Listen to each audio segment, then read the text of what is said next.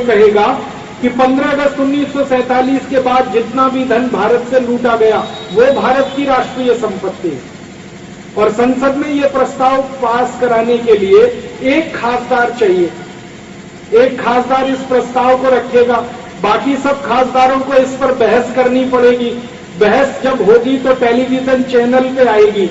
आप सब टीवी का स्विच ऑन करके उस दिन जरूर देखना और ये देखना कि कौन कौन खासदार इस प्रस्ताव का विरोध कर रहा है। जो विरोध करेगा बेईमान नंबर 1 वही है, खाते उसी के हैं, पैसा उसी का। पता चल जाएगा सारे देश में। कई नेता मुझे मिलते हैं आजकल दिल्ली में, वो कहते हैं राजीव भाई अगर आपने ये प्रस्ताव रखवाया संसद में तो डर के मारे बहुत सारे खासदार विरोध ही नहीं करेंगे क्योंकि पोल खुल जाएगी उनकी। तो मैं कहता हूं बहुत अच्छा है, डर के मारे वो विरोध नहीं करेंगे, प्रस्ताव पास हो जाएगा, कानून बन जाएगा, 258 लाख कोटी वापस आ जाएगा। अपने तो दोनों हाथ में लड्डू है। ये दूसरा रास्ता है। अब बहुत लोग हमें ये भी डराते हैं कि क्या मालूम एक खासदार भी ना मिले तो, प्रस्ताव रखने वाला एक भी ना मिले, सारे बेईमान हो गए हों तो क्या करेंगे। तब हमने एक तीसरा रास्ता निकाला है कि सन 2014 में भारत में लोकसभा के चुनाव हो रहे हैं। परम पूजनीय स्वामी रामदेव जी ने कहा है कि लोकसभा के 2014 के चुनाव में वो एक एक जगह जाएंगे और लोगों से भीख मांगेंगे कि हमें एक खासदार चुनकर दो संसद के लिए जो ये प्रस्ताव पारित कराए। और हो सकता है लोग 543 खासदारों को चुनकर दे दें इस काम के लिए। एक बार ऐसा हुआ था, हमारे देश में एक सन्यासी जैसे व्यक्ति थे, सन्यासी तो नहीं थे लेकिन सन्यासी जैसे एक व्यक्ति थे, उनका नाम था परम सम्माननीय जयप्रकाश नारायण। उन्होंने 1974 में भ्रष्टाचार के खिलाफ एक आंदोलन शुरू किया था और 1977 में देश के लोगों को उन्होंने अपील की थी कि मुझे कुछ खासदार चाहिए संसद में जो भ्रष्टाचार खत्म करने के लिए कानून बनाए। देश के लोगों ने 377 खासदार चुनकर दे दिए थे सम्माननीय जयप्रकाश नारायण को। अगर जेपी को 377 सांसद मिल सकते हैं तो परम पूजनीय स्वामी रामदेव जी को भी मिल सकते हैं, क्योंकि उनमें कोई कम तेजस्विता नहीं है और उनमें कोई राष्ट्र का समर्पण कम नहीं है। और लोग तो तैयार बैठे हैं। हम लोग भारत स्वाभिमान की तरफ से 100% मतदान का जब अभियान चलाते थे ना, तो हर गांव में लोग हमें कहते थे कि आप हमें बोलते हैं 100% वोट करो। हम करना चाहते हैं लेकिन कोई ईमानदार आदमी तो हो जिसको हम वोट करें। हमारे सामने तो दो भ्रष्ट खड़े रहते हैं, एक नागनाथ है दूसरा सांपनाथ है, दोनों ही डसते हैं हमको। कोई ईमानदार आदमी लेके आओ, हम सारे लोग वोट देने को तैयार हैं। तो ईमानदारों की एक बड़ी टीम बनाकर इस देश की संसद में भेजनी है 2014 में, और उम्मीद है कि 400 खासदार अपने जीत कर आएंगे और अपन 1 मिनट में कानून बनाएंगे 258 लाख कोटी रुपए को राष्ट्र की संपत्ति घोषित करने का, और वो सारा पैसा वापस आएगा।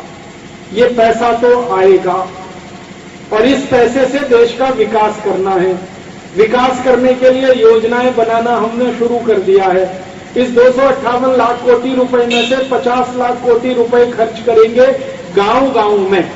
भारत में 4 लाख गांव हैं, उनमें कपास पैदा होती है और 4 लाख गांव में जहां कपास पैदा होती है वहां खादी बनाने का काम शुरू किया जा सकता है और खादी बनाने के काम में 15 कोटी लोगों को रोजगार दिया जा सकता है। तो ये जो 258 लाख कोटी रुपए आएगा, इसमें 10 लाख कोटी रुपए खर्च करके गांव-गांव में हम 100 उद्योग लगाना चाहते हैं। खादी का उद्योग लगाना चाहते हैं। भारत के लगभग 2.5 से 3 लाख गांव में गेहूं पैदा होता है। गेहूं का आटा बनाना चाहते हैं गांव-गांव में और शहरों में बिकवाना चाहते हैं।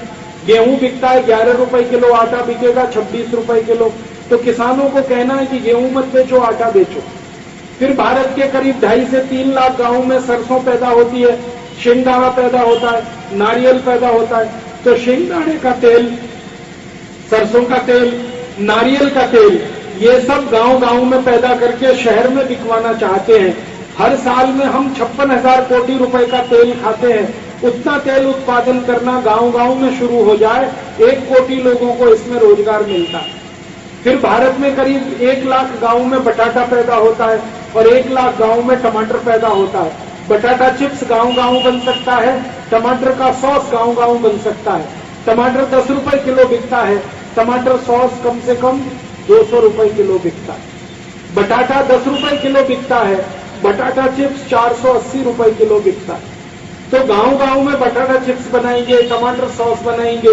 3 लाख गांव में आम पैदा होता है, आम का अचार, आम की चटनी, आम का मुरब्बा, आम का पापड़, आम का शेक, मैंगो शेक जिसको कहते हैं, ये सब गांव-गांव में हो सकता है। 1 लाख से ज्यादा गांव में आंवला पैदा होता है। 50-60 हजार गांव में एलोवेरा पैदा होता है। आंवला और एलोवेरा के बीसियों प्रोडक्ट बनते हैं गांव-गांव में। तो हमने सारा कैलकुलेशन किया, हर गांव में 100 उद्योग हम लगाएं और हर उद्योग में नागरिकों को काम मिले तो 65 कोटी नागरिकों को जिंदगी भर के लिए रोजगार गांव-गांव में हम दे सकते हैं, मात्र 10 लाख कोटी रुपए खर्च करके। और अपने पास 258 लाख कोटी है, 10 लाख कोटी खर्च करेंगे, उद्योग गांव-गांव में लगेंगे, बेरोजगारी और गरीबी दोनों खत्म हो जाएगी। उसके बाद 4 लाख कोटी रुपए अगर हम खर्च करें तो हर गांव को 24 तास बीज मिल सकता है, इलेक्ट्रिक करंट मिल सकता है 4 लाख कोटी के खर्च में। 7 लाख कोटी रुपए खर्च करें, हर गांव को सड़क बन जाएगी। 10 लाख कोटी रुपए खर्च करें, हर शेतकरी के खेत को पानी मिल जाएगा। तालाब बनाने की व्यवस्था हम गांव-गांव में शुरू कराएंगे। हर गांव में 8-10 तालाब हों तो बारिश का सारा पानी तालाब में इकट्ठा हो और सिंचाई के लिए काम में आ सके। फिर इसी तरह से हर गांव में चिकित्सा की व्यवस्था, स्कूल कॉलेज की व्यवस्था, सारी व्यवस्थाएं करने में 50 लाख कोटी खर्च होगा और सारे गांव स्वावलंबी हो जाएंगे। महात्मा गांधी का यही सपना था कि भारत का हर गांव स्वावलंबी बने और स्वदेशी के दर्शन पर खड़ा हो। वो काम करेंगे हम 50 लाख कोटी का खर्च करके। और 50 लाख कोटी खर्च करेंगे 258 लाख कोटी में से, तो भी 208 लाख कोटी तो फिर बचेगा। उस बचे हुए पैसे को बैंक के फिक्स डिपॉजिट में रखेंगे और 1 साल में उसका ब्याज 20 लाख कोटी रुपए आएगा। अब हर साल 20 लाख कोटी का ब्याज अगर देश को मिलेगा तो पूरे देश में टैक्स लेने की जरूरत ही नहीं पड़ेगी। हम सारे देश की अर्थव्यवस्था को 0 टैक्स कर सकेंगे। टैक्स की जरूरत क्या, जब हमारे पास 20 लाख कोटी की इनकम है साल की, टैक्स लेना बंद कर देंगे। इनकम टैक्स सबसे पहले बंद करेंगे, सेंट्रल एक्साइज खत्म करेंगे, सेल्स टैक्स खत्म करेंगे, रोड टैक्स खत्म करेंगे, टोल टैक्स खत्म करेंगे, ऑक्ट्रॉय खत्म करेंगे, सारे टैक्स खत्म करेंगे। और इनकम टैक्स जैसे ही खत्म होगा तो एक बहुत बड़ी क्रांति होगी। क्रांति क्या होगी, भारत में जितना ब्लैक मनी है वो रातों रात व्हाइट मनी हो जाएगा इनकम टैक्स खत्म होने के तुरंत बाद। अभी हमारे देश में क्या होता है, इनकम टैक्स की चोरी करने के लिए लोग आमदनी को छुपाते हैं। आप इनकम टैक्स लगाना बंद कर दो, कोई आमदनी को छुपाएगा नहीं, सभी लोग ईमानदारी से अपनी आमदनी बताएंगे। इसी तरह से सेंट्रल एक्साइज टैक्स की चोरी करने के लिए लोग उत्पादन को छुपाते हैं। आपको मालूम है माइनिंग में कितना माल उत्पादन होता है, लेकिन सेंट्रल एक्साइज की चोरी करने के लिए छुपाते हैं, वो ब्लैक में चला जाता है। सेंट्रल एक्साइज हटा दो, उत्पादन छुपाने की जरूरत नहीं पड़ेगी। और सेंट्रल सेल्स टैक्स हटा दो तो व्यापार को छुपाने की जरूरत नहीं पड़ेगी। और किसी को आमदनी, उत्पादन और व्यापार छुपाना ना पड़े तो बेईमानी तो पूरे देश में से खत्म हो जाएगी, सारे लोग आसानी से ईमानदार हो जाएंगे। तो फिर आप बोलेंगे देश को चलाने के लिए कोई और टैक्स की जरूरत नहीं पड़ेगी। हमने तो सारा कैलकुलेशन किया है कि स्विस बैंकों से, विदेशी बैंकों से जो पैसा आ गया पूरा, तो कोई दूसरा टैक्स लगाना ही नहीं पड़ेगा। जिंदगी भर ये देश बिना टैक्स के चल सकेगा, जिंदगी भर, जरूरत ही नहीं। और सारे टैक्स अगर हम खत्म कर पाए तो महंगाई खत्म हो जाएगी। और महंगाई कैसे खत्म होगी, मैं सिंपल कुछ कैलकुलेशंस आपको बताता हूं। सारे टैक्स अगर हम खत्म करें तो पेट्रोल मिलेगा 12 रुपए लीटर, सारे टैक्स खत्म करें तो डीजल मिलेगा 7 रुपए 80 पैसे लीटर। सारे टैक्स खत्म करें तो रसोई गैस का सिलेंडर मिलेगा 40 रुपए का। सारे टैक्स अगर खत्म करें तो सीमेंट का 50 किलो का पैकेट मिलेगा 72 रुपए का। सारे टैक्स खत्म करें तो 1 किलो लोहा मिलेगा 12 रुपए का।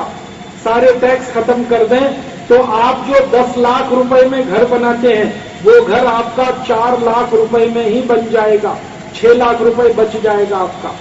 सारे टैक्स खत्म कर दें तो किसी बच्चे की इंजीनियरिंग की पढ़ाई पर अभी 5 लाख खर्च आता है वो 50,000 में ही हो जाएगी। सारे टैक्स खत्म कर दें तो शिक्षा सस्ती होगी। सारे टैक्स खत्म करें वस्तुएं सस्ती होंगी। सारे टैक्स खत्म करें जिंदगी जीना सबके लिए आसान हो जाएगा। मीट आपको 25 पैसे किलो में मिल जाएगा सारे टैक्स खत्म होने के बाद। आप बोलेंगे ये तो कोई सपना है। हाँ, ये तो सपना ही है। 4 साल के बाद ये हकीकत में बदलेगा। हर हकीकत एक दिन पहले तक सपना होती है और एक दिन बाद का सपना हकीकत में बदल जाता है। अभी ये सपना है, 2014 में ये हकीकत बनेगा। अगर आप सब इस सपने को साकार करने में लग जाएं तो ये सपना एक दिन जरूर हकीकत में बदलेगा। और एक छोटी सी बात कहता हूं आपसे, आप सब पढ़े लिखे समझदार लोग हैं। हमने ये तय किया है कि 258 लाख कोटी विदेशों से वापस लाके देश का विकास करेंगे और बचे हुए पैसे को बैंक में जमा करके उसके ब्याज से देश को चलाएंगे। एक और फैसला हमने लिया है, वो फैसला ये है कि अंग्रेजों ने जो हमारे देश में से 300 लाख कोटी रुपए लूटा था, वो सारा लूटा हुआ धन भी हम वापस लाएंगे इस देश में और ब्याज सहित लाएंगे उस पैसे को। आप बोलेंगे वो कैसे संभव है? अंग्रेजों से लूटा हुआ धन भारत लाना ऐसे संभव है कि अंग्रेजों ने बहुत सारा जो संपत्ति हमारा लूटा है वो अभी भी इंग्लैंड में रखा हुआ है। आपको मालूम है हमारा कोहिनूर हीरा इंग्लैंड में है और कोहिनूर जैसे भारत के 4,680 हीरे अभी तक इंग्लैंड में हैं। मैं पिछले साल अगस्त में परम पूजनीय स्वामी जी के साथ लंदन गया था। स्वामी जी तो वहां से जल्दी लौट आए। मैं 18 दिन लंदन में रुका था और 18 दिन में मैंने एक ही काम किया था, भारत से लूटी हुई संपत्ति अंग्रेजों ने कहां कहां रखी हुई है उसके दस्तावेज इकट्ठे करना, उसके प्रमाण इकट्ठे करना और उनको भारत में लाना। तो ऐसी संपत्ति के काफी प्रमाण और दस्तावेज हमने इकट्ठे कर लिए हैं और एक दो नहीं है, 20,000 से ज्यादा प्रमाण हैं हमारे पास। आपको सुनकर बड़ी खुशी होगी, हमारे देश में महमूद गजनवी नाम का एक लुटेरा आया था जिसने सोमनाथ का मंदिर लूटा था। सोमनाथ के मंदिर का दरवाजा पूरा सोने का था। महमूद गजनवी उसको लूट कर गजनी ले गया था। अंग्रेजों ने गजनी को लूटा था और वो सोने का दरवाजा अब अंग्रेजों के म्यूजियम में रखा हुआ है। उसका फोटोग्राफ में निकाल के लाया। वो दरवाजा ही लाखों कोटि रुपए का है आज। एक अंग्रेज आया था इस देश में, उसका नाम था रॉबर्ट क्लाइव। उसने कलकत्ता को लूटा था और लूटा हुआ धन, सोने के सिक्के, चांदी के सिक्के, हीरे जवाहरात रॉबर्ट क्लाइव लंदन जब ले गया था तो लंदन की पार्लियामेंट ने उससे पूछा था कि तुम भारत से जो संपत्ति लाए वो कितनी है। तो रॉबर्ट क्लाइव ने उसका जवाब दिया था कि गिना तो नहीं है, लेकिन भारत से जो संपत्ति में लाया उसको लाने के लिए पानी के 900 जहाज मुझे किराए पर लेने पड़े। तो 900 जहाज भर के सोने के सिक्के, हीरे जवाहरात रॉबर्ट क्लाइव लूट के ले गया था। उसकी बहुत सारी संपत्ति अभी भी लंदन में पड़ी हुई है। हमारे राजा महाराजाओं के खजानों से अंग्रेजों ने जो कुछ भी लूटा है वो इंग्लैंड के म्यूजियम में भरा पड़ा है और वो सारी लूट की संपत्ति वापस लानी है। इसके लिए क्या करना है? इसके लिए अंग्रेजों के खिलाफ अदालत में, इंटरनेशनल कोर्ट ऑफ जस्टिस में और उस मुकदमे में प्रमाण प्रस्तुत करने हैं कि अंग्रेजों ने क्या क्या लूटा है। और ये प्रमाण हमारे नहीं है, अंग्रेजों की संसद के प्रमाण है कि उन्होंने भारत से क्या क्या लूटा है। और इस मुकदमे को हम अकेले नहीं लड़ने वाले हैं, दुनिया के 70 देशों को अपने साथ मिलाकर अंग्रेजों के खिलाफ लड़ने वाले। वो 70 देश कौन है? अफ्रीका के देश, लैटिन अमेरिका के देश, साउथ ईस्ट एशिया के देश, जिनको अंग्रेजों ने लूटा पिछले 500 साल। उन 70 देशों को हम इकट्ठा करेंगे और ये मुकदमा एक साथ लड़ेंगे और 300 लाख कोटि रुपए वापस लाएंगे। और ये जो पैसा हम लाएंगे ये सोने के रूप में लाएंगे, गोल्ड के रूप में लाएंगे।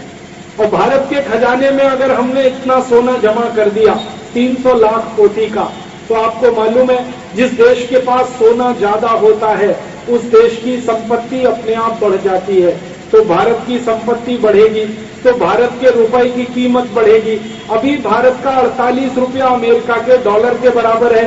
फिर 300 लाख कोटि रुपए सोने के रूप में आने के बाद भारत का 1 रुपया अमेरिका के 1 डॉलर के बराबर हो जाएगा।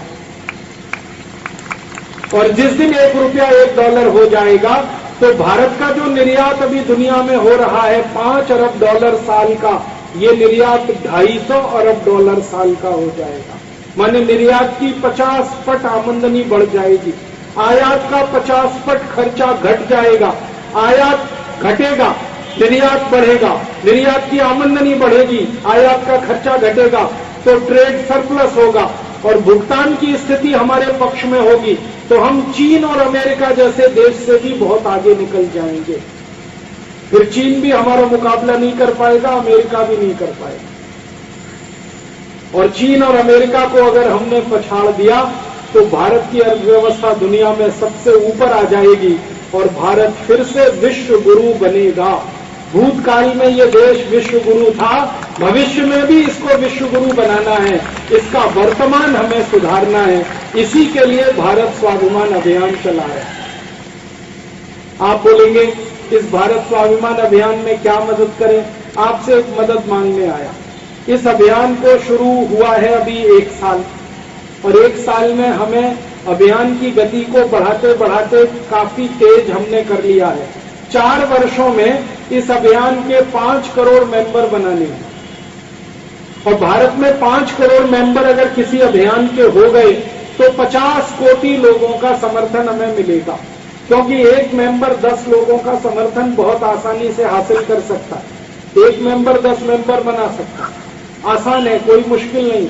तो 5 कोटि मेंबर हम बनाएंगे, 50 कोटि मेंबर आसानी से बन जाएंगे और जिस अभियान में 50 कोटि मेंबर जुड़ जाएंगे उस अभियान के खासदारों की 400 से ज्यादा सीटें लोकसभा में पक्की हो जाएंगी।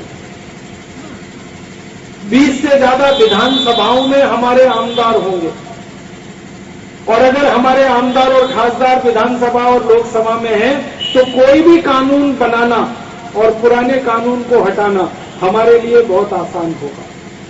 हम अंग्रेजों के जमाने के 34,735 कानूनों को खत्म करना चाहते हैं। उनमें से एक कानून है गो हत्या का कानून।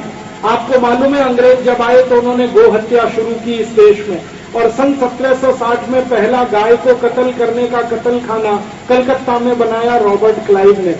धीरे धीरे वो कत्ल खाने बढ़ते गए और जब अंग्रेज भारत छोड़कर गए तो 350 गाय को कत्ल करने वाले कत्ल खाने थे। अब अंग्रेजों के जाने के बाद इस देश में 36,000 कत्ल खाने हैं जो गाय का कत्ल कर रहे हैं और एक साल में 4 कोटि गाय कट रही है और एक गाय के कटने का मतलब है 40 लाख रुपए का नुकसान देश को। क्यों? गाय जितना शेन देती है, जितना मूत्र देती है, उसकी कुल मिलाकर कीमत 20 लाख रुपए बैठती है। गाय जो बछड़ी और बछड़े को जन्म देती है उनकी कीमत अंतर्राष्ट्रीय बाजार में और 20 लाख होती है। एक गाय 20 साल जिंदा रहे तो 40 लाख रुपए की आमदनी देश को होती है। वो गाय अगर कट जाए तो 15,000 की आमदनी कसाई को होती है। ये कसाईयों से गाय को कटवाना बंद कराना है और इसके लिए केंद्र स्तर पर कानून बनाना है। अंग्रेजों के जमाने में गाय कटती थी, अंग्रेजों के जाने के बाद गाय क्यों कटनी चाहिए? गाय बहुत कीमती है हमारे लिए और गाय के अलावा जो दूसरे जानवर कटते हैं वो भी कीमती हैं। मछली भी कीमती है, बैल भी कीमती है क्योंकि ये देश की कृषि व्यवस्था को मदद करते हैं। ये कानून हमें बदलना है। गो हत्या का कानून बदलना। इसी तरह से हमारे देश में अंग्रेजों के जमाने का बनाया हुआ पुलिस कानून चलता है, इंडियन पुलिस एक्ट। अंग्रेजों के जमाने का इंडियन सिविल सर्विसेज एक्ट चलता है, अंग्रेजों के जमाने का आईपीसी, सीआरपीसी, सीपीसी चलता है। ये सब कानून अंग्रेजों के बनाए हुए। हमारी सरकारों ने एक भी कानून बदला नहीं है पिछले 63 सालों में। आईपीसी, जिसको आप इंडियन पीनल कोड कहते हैं, वास्तव में वो आयरिश पीनल कोड है। आयरलैंड को अंग्रेजों ने गुलाम बनाया 10वीं शताब्दी में, और आयरलैंड को गुलाम रखने के लिए जो कानून उन्होंने लगाया, आयरिश पीनल कोड, उसी को भारत पर लगा दिया था अंग्रेजों ने 1860 में। वो कानून अभी तक चल रहा है, और उस कानून के चलते किसी को न्याय नहीं मिल पा रहा। भारत की अदालतों में 3 कोटि 50 लाख केस पेंडिंग है, और 3 कोटि 50 लाख केस पेंडिंग है। एक वादी और एक प्रतिवादी, दोनों मिलाएं तो 7 कोटि लोग होते, और 7 कोटि परिवार न्याय की प्रतीक्षा कर रहे हैं, लेकिन न्याय नहीं मिल रहा है, क्योंकि अंग्रेजों के बनाए हुए कानून किसी को न्याय नहीं देते। कानून कैसे हैं, एक उदाहरण दूं। अंग्रेजों का बनाया हुआ एक कानून है मोटर व्हीकल एक्ट। इस कानून में यह है कि आप किसी को मोटर के नीचे कुचलकर मार दो तो 6 महीने की सजा होगी, और बेल कभी भी हो जाएगी आपको।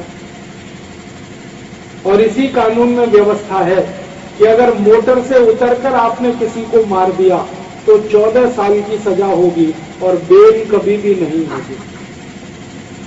मोटर से कुचलकर मारो 6 महीने की सजा, मोटर से बाहर किसी को जान से मार दो 14 साल की सजा। ऐसा विचित्र कानून अंग्रेजों ने बनाया। क्यों बनाया? अंग्रेजों के पास मोटर कार होती थी, भारतवासी उससे कुचलकर मारे जाते थे, अंग्रेजों को सजा नहीं होनी चाहिए, इसलिए ये कानून बनाया अंग्रेजों ने, और आज तक वही कानून चल रहा है इस देश में। हमारे देश में अंग्रेजों ने माताओं और बहनों पर सबसे ज्यादा बलात्कार किए, तो बलात्कार का कानून ऐसा बनाया जिसमें किसी भी बलात्कारी को सजा ना होने पाए। तो हमारे देश में आज तक वही कानून चल रहा है जो अंग्रेजों ने बनाया। 100 बलात्कारी बलात्कार करते हैं, 5 को भी सजा नहीं हो पाती अदालत से, 95 छूट जाते हैं। ऐसा अत्याचारी कानून है अंग्रेजों का। ऐसे 34,735 कानून है। ये सब कानूनों को बदलना है, हटाना है, जलाना है। भारत की आजादी को सच्ची आजादी बनाना है, नई आजादी लाना है, स्वतंत्रता को स्थापित कराना है। इसके लिए हमें बहुमत चाहिए, संसद में बहुमत चाहिए, समाज में भी बहुमत चाहिए, और इस बहुमत को जुटाने के लिए भारत स्वाभिमान अभियान काम कर रहा है। आप सब इसमें मदद करें, इस विनम्र अपेक्षा के साथ में आया। आप बोलेंगे क्या मदद कर सकते हैं? इस भारत स्वाभिमान अभियान में सबसे पहली मदद आप करिए, हमारे मेंबर हो जाइए। और मेंबर होने के लिए एक फॉर्म भरना है, वो फॉर्म आपको यहाँ स्टॉल पे मिल जाएगा। आप जाने से पहले फॉर्म ले जाइए, नाम पता फोन नंबर भर के हमारे प्रभारियों को दे दीजिए। जब आप फॉर्म जमा करेंगे तो 51 रुपए की दान राशि हमें आपसे चाहिए। और गांव में रहने वाले अगर आप किसान भाई हैं, शेतकरी हैं, तो 11 रुपए की दान राशि चाहिए। शेतकरी भाई 11 रुपए में मेंबर हो सकते हैं, शहर में रहने वाले 51 रुपए में हो सकते हैं। आप जो दान राशि देंगे उसकी रसीद आप जरूर लेना, क्योंकि भारत स्वाभिमान का नियम है कि बिना रसीद के हम 1 पैसा भी दान नहीं ले सकते। आप रसीद लेकर अपने पास संभाल के रखना, वो प्रमाण होगा। आप जो दान देंगे वो हमारे लिए फंड्स के रूप में काम आएगा। हमने भारत स्वाभिमान की तरफ से एक संकल्प लिया है कि किसी बड़े आदमी से 10 कोटि रुपए लेना, 15 कोटि लेना, 20 कोटि लेना, उससे अच्छा है भारत के 1 कोटि शेतकरी नागरिकों से 10-10 रुपए लेना।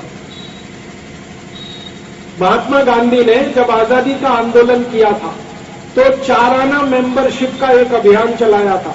महात्मा गांधी 25 पैसे लेते थे, 4 आना लेते थे और मेंबर बनाते थे, और उस समय 1 कोटि 24 लाख लोगों को गांधी जी ने मेंबर बनाया था। उस जमाने का 4 आना आज के जमाने का 11 रुपए ही बैठता है। तो हमने ये 11 रुपए वाला अभियान अभी शुरू किया है। आप उसमें जुड़ सकते हैं, मेंबर हो सकते हैं। शेतकरी भाई हैं, नागरिक हैं और शहर में रहते हैं तो 51 रुपए। जो दान देंगे वो फंड के रूप में हम इस्तेमाल करेंगे भारत स्वाभिमान में। और आप हमारे मेंबर बनेंगे तो हमारी राजनीतिक ताकत बढ़ेगी। हमें 5 कोटि लोग अगले 4 साल में मेंबर बनाने हैं ताकि 50 कोटि लोगों का समर्थन और सहयोग मिले और इस पूरे अभियान को सफल बनाना है जो मैंने आपके सामने वर्णन किया। अब आप अगर मदद करेंगे ये अभियान जल्दी होने वाला है, नहीं करेंगे तो भी अभियान तो होने वाला है, ये अभियान तो सफल होने वाला है। आप मदद करेंगे तो जल्दी होगा, नहीं करेंगे तो थोड़ा देर में होगा लेकिन होगा। आप बोलेंगे इतना आत्मविश्वास क्यों है मुझे? ये आत्मविश्वास इसलिए है मुझे कि इस अभियान की कमान एक सन्यासी के हाथ में है और सन्यासियों ने जब भी कोई बड़ा संकल्प लिया है भारत देश में वो संकल्प पूरा हुआ है। मैं 2 सच्ची घटनाएं सुनाता हूं आपको। हमारे भारत देश में एक सन्यासी हुए समर्थ गुरु रामदास। हमारे भारत में 2 ही परंपराएं रही हैं, संतों की परंपरा, सन्यासियों की परंपरा। संत जो होते हैं जैसे संत हुए तुकाराम, जैसे संत हुए गाडगे महाराज, जैसे संत हुए तुलसीदास, जैसे संत हुए कबीरदास, ये समाज को दिशा देने का काम करते हैं। संतों के समानांतर एक परंपरा रही है सन्यासियों की। सन्यासी जो होता है वो देश के लिए लड़ता है, भिड़ता है, जान भी देता है, समाज के लिए संगठन बनाता है, राजा बनाता है, राजा को दिशा देता है। ये सन्यासियों का काम रहा है हमारे देश में। समर्थ गुरु रामदास एक बड़े तपे हुए सन्यासी थे, वो संत नहीं थे, सन्यासी थे। और सन्यास धर्म की जब उन्होंने दीक्षा ली तो उनके मन में सबसे बड़ी पीड़ा क्या थी कि भारत देश में औरंगजेब नाम का एक अत्याचारी शासक था। उस औरंगजेब ने पूरे देश में मारकाट मचाई हुई थी, हिंदुओं के मंदिर तोड़ रहा था, जजिया कर ले रहा था हिंदुओं से, जबरदस्ती हिंदुओं को मुसलमान बना रहा था। समर्थ गुरु रामदास को वो अच्छा नहीं लगता था और मन ही मन में वो बार बार ये सोचते थे कि काश कोई वीर प्रतापी राजा ऐसा पैदा हो इस देश में जो इस औरंगजेब के शासन को खत्म करे और इस देश में से मुगल सल्तनत को समाप्त करे। और भगवान से वो प्रार्थना करते थे और समर्थ गुरु रामदास की प्रार्थना को एक दिन भगवान ने स्वीकार किया और समर्थ गुरु रामदास के संकल्प को पूरा करने के लिए ईश्वर ने छत्रपति शिवाजी महाराज को इस देश में पैदा किया। और छत्रपति शिवाजी महाराज ने अपनी उम्र के 17वें साल में औरंगजेब को चुनौती दी और चुनौती इतनी जबरदस्त थी कि पूरे दक्षिण भारत से औरंगजेब के शासन का खात्मा हो गया और थोड़े दिन के बाद औरंगजेब खुद मर गया और मुगल सल्तनत इस देश में से समाप्त हो गई। एक सन्यासी का संकल्प इतना प्रबल होता है। एक दूसरा उदाहरण देता हूं आपको। एक सन्यासी हुए महाराष्ट्र में, लातूर के पास के एक गांव में जन्म हुआ। उनका नाम था स्वामी रामतीर्थ और ये कहानी अभी ज्यादा पुरानी नहीं, 60 से 65 साल पहले की कहानी है। स्वामी रामतीर्थ ने एक संकल्प लिया था सन्यासी के रूप में कि हैदराबाद की जो रियासत है इसे भारत में ही रहना होगा और हैदराबाद का निजाम चाहे तो भारत छोड़कर पाकिस्तान चला जाए। हैदराबाद का उस समय जो निजाम था वो बार बार ये कहा करता था कि मुझे हैदराबाद की रियासत पाकिस्तान में लेके जानी है। और स्वामी रामतीर्थ का संकल्प था कि हैदराबाद को भारत में ही रखना है। और स्वामी रामतीर्थ के संकल्प को पूरा करने के लिए भगवान ने सरदार वल्लभ भाई पटेल को इस देश में भेज दिया और सरदार वल्लभ भाई पटेल ने हैदराबाद रियासत को भारत में मिला दिया। सन्यासियों ने जब भी संकल्प लिया है ईश्वर ने बड़ी मदद की है। आपको मालूम है बंगाल में 1857 का जो संग्राम हुआ, आजादी का पहला संग्राम, ये सारा संग्राम सन्यासियों का शुरू किया हुआ संग्राम था। बंगाल में सन्यासी विद्रोह की बहुत पुरानी परंपरा रही है। ये जो गाना हम गाते हैं, ये जो गीत गाते हैं ना, वंदे मातरम सुजलाम सुफलाम मलयज शीतलाम सस्य श्यामलम मातरम, ये सन्यासी विद्रोह में से पैदा हुआ गीत है जो 1875 में अंग्रेजों के खिलाफ बंगाल में चला था, सन्यासी विद्रोह। उस विद्रोह का गीत है सुजलाम सुफलाम मलयज शीतलाम। बंकिम चंद्र चटर्जी ने लिखा जरूर है, लेकिन सन्यासी आंदोलन से प्रभावित होकर इस गीत को लिखा था उन्होंने। और सन्यासी आंदोलन उत्तर भारत में शुरू हुआ था। आपको मालूम है 1850 के आसपास इस देश में परम प्रतापी परमवीर एक सन्यासी हुए। उनका नाम था परम सम्माननीय परम पूजनीय स्वामी दयानंद सरस्वती। उन्होंने कितने क्रांतिवीरों को तैयार करके आजादी की लड़ाई में झोंक दिया। अमर शहीद मंगल पांडे हो या भगत सिंह हो, लाला लाजपत राय हो या महात्मा हंसराज हो, ये सब चेले थे परम सम्माननीय परम पूजनीय स्वामी दयानंद सरस्वती। तो सन्यासियों ने हमेशा इस देश को दिशा दी है और जरूरत पड़ने पर इस देश के लिए राज्य सत्ता को बदला है, धर्म सत्ता को देश के अनुकूल किया है, समाज सत्ता को दिशा दिखाई है। तो उसी सन्यास परंपरा की दीक्षा लिए हुए परम पूजनीय स्वामी रामदेव जी ने यह बीड़ा उठाया है कि देश को समृद्धशाली बनाना है, गौरवशाली बनाना है, संपूर्ण बनाना है। गौरव ऐसा कि सारी दुनिया भारत को सलाम करे, गौरव ऐसा कि सारी दुनिया भारत को प्रणाम करे, गौरव ऐसा कि हमारी पूरी छवि दुनिया में बदले। आज हम गरीब देश हैं, भुखमरी के शिकार, बेरोजगारी के शिकार, लेकिन हमेशा नहीं रहने वाले हैं। 4 साल के बाद इस देश की तकदीर बदलेगी, तस्वीर बदलेगी, और उस तकदीर और तस्वीर को बदलने के लिए एक सन्यासी का संकल्प है। हम सब इस संकल्प में हिस्सेदारी करें, हम सब इस संकल्प में भागीदारी करें, तो हमारे लिए पुण्य का काम है। सफलता तो मिलने वाली है, क्योंकि अभियान तो सन्यासी का है। हम तो निमित्त बनेंगे इस सफलता के, और ईश्वर शायद हमको यश देगा। मुझे कई बार ऐसा लगता है कि हम सब लोग जो इस भारत स्वाभिमान में जुट रहे हैं, कौन लोग हैं? कहीं ऐसा तो नहीं कि पुराने जमाने के शहीदों की आत्मा हो जो हमारे शरीर में प्रवेश की हो और अधूरे काम को पूरा करने के लिए हम सब फिर से इकट्ठे हुए हों। 1857 में हम इकट्ठे हुए थे नाना साहब पेशवा के साथ। 1857 में हम इकट्ठे हुए थे तात्या टोपे के साथ। 1857 में हम इकट्ठे हुए थे झांसी रानी लक्ष्मी के साथ। 1857 में हम इकट्ठे हुए थे रानी कित्तूर चन्नम्मा के साथ। 1857 में हम इकट्ठे हुए थे वासुदेव बलवंत फड़के के साथ। 1857 में हम इकट्ठे हुए थे 7,32,780 क्रांतिवीरों के साथ।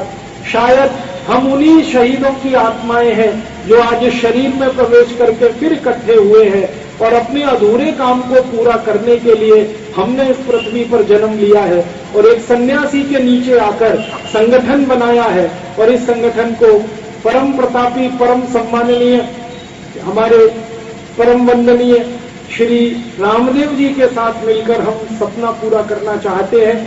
आप सब इस सपने में शामिल हों, इस सपने में शामिल होकर अपने जीवन को सफल बनाएं, सार्थक बनाएं, ऐसी विनम्र प्रार्थना करने के लिए मैं आया हूं। आप अगर इसमें शामिल होंगे आपको बड़ा सुकून मिलेगा, और अगर नहीं शामिल होंगे तो आने वाले समय में आपके बच्चे आपसे सवाल पूछेंगे कि जब भारत स्वाभिमान का अभियान चल रहा था तो तुम क्या कर रहे थे। तब आपके पास शर्मिंदा होने के लिए एकमात्र उपाय रह जाएगा। तो आपको भविष्य में अपने बच्चों के सामने शर्मिंदा ना होना पड़े, ऐसा काम मत करिए। भारत स्वाभिमान में जुड़ जाइए, इसमें शामिल हो जाइए। 1942 के आंदोलन में जिन्होंने महात्मा गांधी का सहयोग नहीं किया, 1942 के आंदोलन में अंग्रेजों को भारत से भगाने के लिए जिन्होंने काम नहीं किया, आज वो सब लोग शर्म से अपना मुंह छुपाते हुए इस देश में घूमते हैं और गौरव से कोई बात कह नहीं सकते। तो आने वाले 4-5 वर्षों में हमको शर्मिंदा ना होना पड़े कि हम भारत स्वाभिमान में शामिल नहीं हो पाए और शर्मिंदा होकर जीवन बिताएं।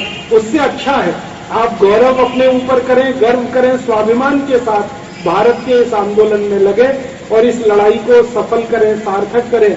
भगवान हमको शक्ति दे, परमात्मा हमको सामर्थ्य दे, हमको बुद्धि दे, हमको साहस दे, और इस लड़ाई को जरूर हम जीत पाएं, लड़ पाएं। ऐसी भावना के साथ आपको प्रणाम करता हूं, आपका अभिवादन करता हूं, आपको धन्यवाद देता हूं। आप सब यहाँ इकट्ठे हुए और मैंने इतनी लंबी चर्चा आपसे की। जाते जाते मैं बोलूंगा भारत माता की, आप सब बोलेंगे जय। भारत माता की, भारत माता की, भारत माता की, वंदे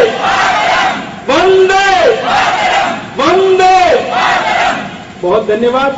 आप जाएंगे तो भारत स्वाभिमान के मेंबरशिप का फॉर्म लेके जाएं स्टॉल पर, और हमारे भारत स्वाभिमान से जुड़े हुए कुछ कार्यकर्ता खादी बनाते हैं, सूती खादी बनाते हैं, हाथ से खादी बनाते हैं, हाथ से बुनते हैं, हाथ से चरखा चलाते हैं, उनकी बनाई हुई खादी का स्टॉल है।